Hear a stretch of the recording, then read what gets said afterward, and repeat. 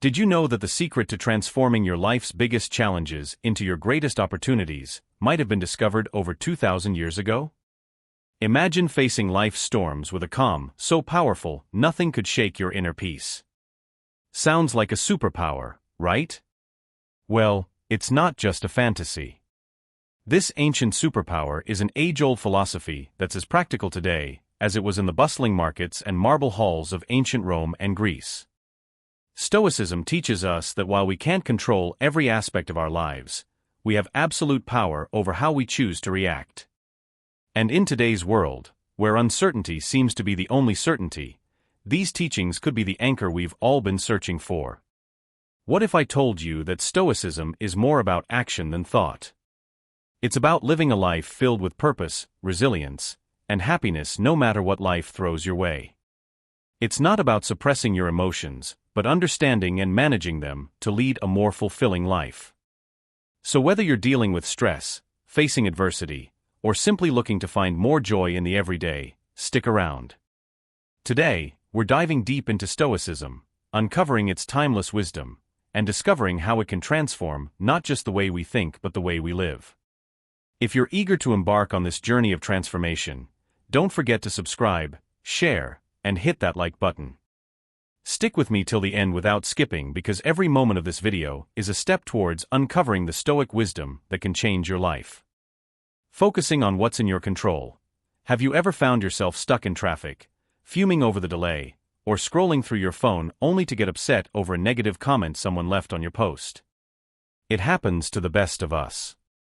It's almost like our day-to-day life is filled with these little tests, challenging our mood and our peace of mind at every turn. But here's a game-changing perspective from the world of Stoicism that can turn all that frustration on its head. Stoicism, this incredible philosophy that dates back to ancient Greece and Rome, hands us this powerful tool, focusing on what's in our control. The great Stoic philosopher Epictetus once said, "It's not what happens to you, but how you react to it that matters." Think about that for a second. Traffic, bad weather, negative comments, these are all outside our control. We can't change them no matter how much we wish we could. What we can change, however, is how we react to them. This idea isn't just ancient wisdom, it's backed by modern psychology too. Carl Jung, a giant in the field of psychology, famously stated, "I am not what happened to me, I am what I choose to become." This aligns perfectly with the Stoic practice. It's about recognizing that the only real power we have is over our own reactions, thoughts, and actions. Let's break it down a bit. Say you're in that traffic jam, late for an important meeting. You can spend that time stewing in anger, honking your horn, and stressing out, which, let's be honest, won't make the cars ahead move any faster. Or you can take a deep breath, accept the situation, and maybe use the time to listen to a podcast, an audiobook, or simply enjoy some music. The traffic hasn't changed, but your response to it has, and with that shift, your stress levels drop, and your day looks a bit brighter. This Stoic principle of focusing on what you can control extends far beyond just dealing with traffic or weather. It applies to our personal goals, our reactions to others, and our approach to obstacles in life. As Marcus Aurelius, another Stoic heavyweight, reminds us, you have power over your mind, not outside events. Realize this, and you will find strength. So next time you find yourself getting worked up over something outside your control, remember these wise words from our Stoic friends. Ask yourself, is this within my control? If it's not, let it go. Focus on your reaction, your mindset, and your actions. This simple shift can have a profound impact on your stress levels and overall happiness. It's not always easy, but it's worth practicing every day. Remember, it's about progress, not perfection. And as we learn to focus more on what's in our control, we'll find ourselves not just surviving life's challenges, but thriving in spite of them. Stoicism teaches us the art of embracing obstacles as opportunities. It sounds counterintuitive, right? Most of us are programmed to view obstacles as just that, barriers to our success and happiness. But Stoics like Marcus Aurelius, Seneca, and Epictetus flip this narrative on its head. They tell us when life throws you a curveball, instead of asking ye why me, ask ye what can I learn. This is a game changer. Marcus Aurelius, the Roman emperor and a Stoic philosopher, penned in his personal writings, the impediment to action advances action. What stands in the way becomes the way. What he means here is that every obstacle, no matter how daunting, not only tests our resilience, but also teaches us valuable lessons.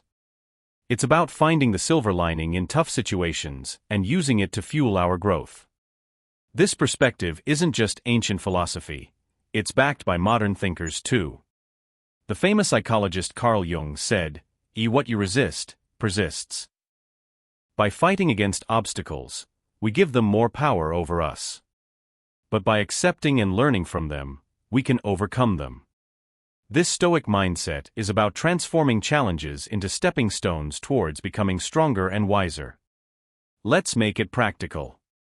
Say you're facing rejection from job applications. It's easy to fall into a spiral of self-pity and doubt. But what if you viewed each rejection as feedback? Maybe there's a skill you need to improve or a new strategy for your job search. That shift in perspective can turn a series of rejections into a path for professional development. Another example is personal conflicts. They're uncomfortable and stressful, but they also offer a chance to practice patience, empathy, and communication skills. Every disagreement is an opportunity to understand different viewpoints and to refine our conflict resolution abilities. The essence of embracing obstacles as opportunities lies in asking ourselves, what can this situation teach me? Instead of being passive victims of circumstance, we become active learners and problem solvers. This doesn't mean that facing obstacles becomes easy, but it does mean that we approach them with a mindset geared towards growth and learning. Epictetus once said, "It's not what happens to you, but how you react to it that matters." This is the heart of Stoicism. It's about seeing beyond the immediate pain or frustration of an obstacle and finding the lessons and opportunities it presents. So when you're faced with a challenge, big or small, try to pause and reframe it. Ask yourself what you can learn from the situation and how it can make you stronger and wiser. Remember, obstacles aren't just hurdles to overcome, they're opportunities to grow. By adopting this Stoic mindset, we can navigate life's ups and downs with more grace, resilience, and wisdom. Living in the present moment. It's something we hear about all the time, right? Live in the now. But what does that really mean and why is it so important? Living in the present moment is about fully embracing and experiencing where you are at this very second, not letting your mind wander off to the worries of tomorrow or the regrets of yesterday. It's about realizing that life, with all its beauty, challenges, and surprises, happens in the now. This concept isn't new, it's been a cornerstone of Stoic philosophy, echoed by great minds like Marcus Aurelius, Seneca, and Epictetus, and it's been reiterated by modern psychologists and thinkers. Let's start with the Stoics. Marcus Aurelius once said, "Do not dwell in the past, do not dream of the future, concentrate the mind on the present moment." He understood that the power of living in the present lies in its ability to ground us, to clear our minds of distractions, and to allow us to appreciate the richness of life as it unfolds. But why is it so hard to stay present? Our minds are often cluttered with thoughts, worries about what's next, or replaying things that have already happened. This constant mental noise pulls us away from the beauty and potential of the here and now. As the famous psychologist Carl Jung put it, the least of things with a meaning is worth more in life than the greatest of things without it. Living in the present moment gives meaning to the small everyday experiences, enriching our lives beyond measure. Aristotle talked about the importance of being mindful of the present to achieve eudaimonia, or a state of being happy, healthy, and prosperous. He believed that by focusing on the here and now, we could live a virtuous life, making the most of our human experience. So how can we practice living in the present? It starts with mindfulness, the art of paying attention to the present moment without judgment. When you eat, savor each bite. When you walk, notice the feeling of the ground under your feet. Listen actively when someone is speaking to you instead of planning what you're going to say next. These simple acts of mindfulness bring us back to the present, making our lives richer and more meaningful. Seneca offered this wisdom. True happiness is to enjoy the present without anxious dependence upon the future. He understood that anxiety about what's to come or what has been only serves to diminish our happiness in the now. Living in the present isn't about ignoring the future or forgetting the past. It's about finding a balance where we learn from our past and plan for our future, without letting those activities consume our present. It's in this balance that we find peace and contentment. Remember, every moment is an opportunity to reset and refocus on the now. It's in the present that we live, love, and make memories. So let's make a conscious effort to be more present in our lives. Let's cherish the now, for this moment right. Here is where life truly happens. Building self-discipline. I know the word self-discipline might bring to mind images of rigid schedules and a life devoid of fun, but let's reshape that picture together. Self-discipline is not about restricting your life. It's about empowering yourself to make choices that align with your deepest values and long-term aspirations. It's choosing what's right for you, not what's easy in the moment. At its core, building self-discipline is about mastery over ourselves. It's about saying yes to things that serve us and no to things that don't, even when it's tough. Think about it. Whether it's sticking to a workout routine, saving money instead of impulse buying, or turning off Netflix to focus on a project, these choices might not deliver instant gratification, but they pave the way for long-term satisfaction and success. Stoic philosophy has a lot to say about self-discipline. Marcus Aurelius, the Roman emperor and Stoic philosopher, once wrote, "You have power over your mind, not outside events. Realize this, and you will find strength." This powerful statement highlights the essence of self-discipline. It's about controlling our impulses, emotions, and actions despite the external temptations and distractions that life throws our way. Seneca offers wisdom on the subject too. He advises us to be steadfast and control our desires, rather than being controlled by them. He understood that true freedom comes from within, from our ability to govern ourselves and our appetites. But why is self-discipline so critical? Aristotle, the ancient Greek philosopher, sheds light on this. He believed that we achieve excellence and virtue through habit. By practicing self-discipline, we cultivate habits that lead us toward our best selves. It's not about occasional acts of willpower, but about consistently making choices that reflect our values and goals. Building self-discipline also ties into modern psychological understanding. Carl Jung, a pioneer in psychology, emphasized the importance of integrating all aspects of our personality to live fully. This integration requires self-discipline, as we must navigate the desires of different parts of our psyche, choosing paths that contribute to our overall well-being and growth. So how can we build self-discipline in our daily lives? Start small. Pick one area you want to improve, whether it's your diet, exercise routine, or spending habits. Set clear, achievable goals, and take it one day at a time. Remember, every time you make a choice that aligns with your goals, you're building the muscle of self-discipline. Epictetus reminds us, no great thing is created suddenly.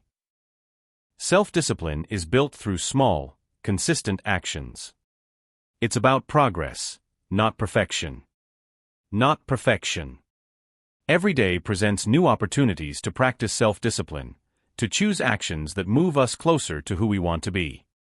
Building self-discipline is a journey.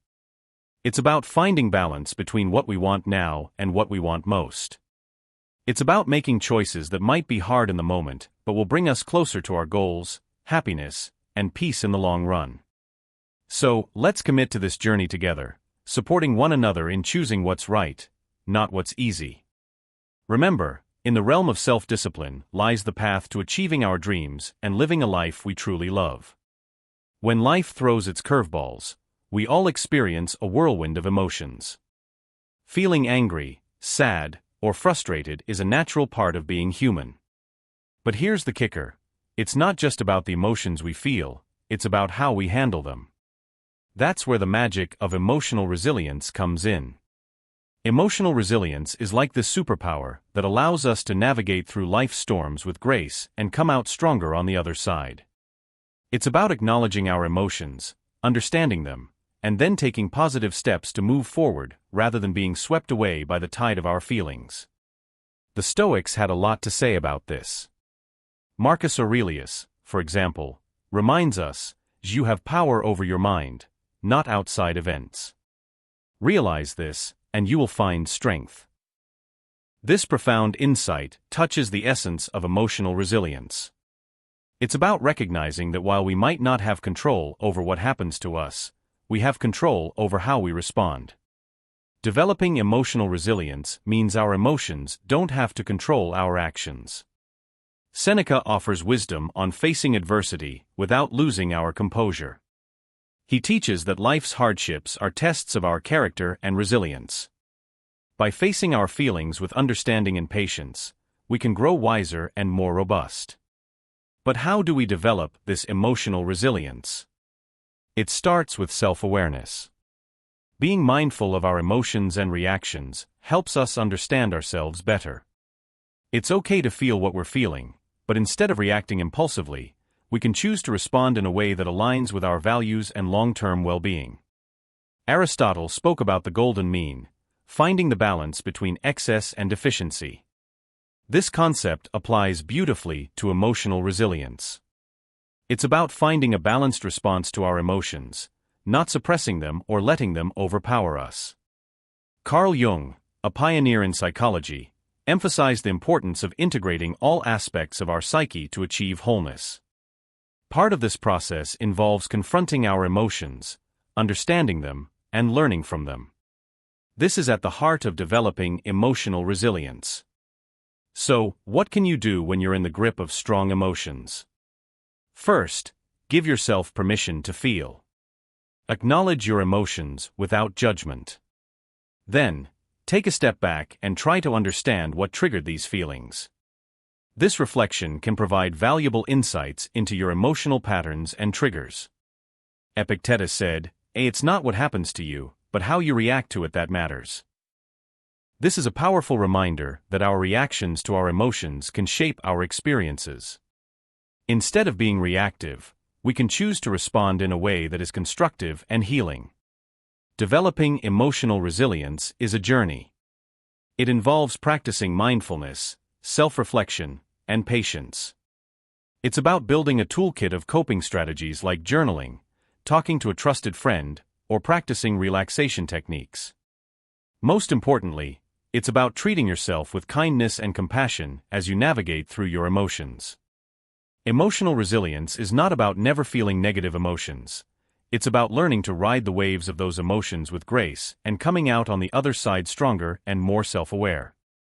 By developing emotional resilience, we empower ourselves to face life's challenges with courage and poise. Let's embrace this journey together, supporting each other in becoming more emotionally resilient and ultimately living a more fulfilling life.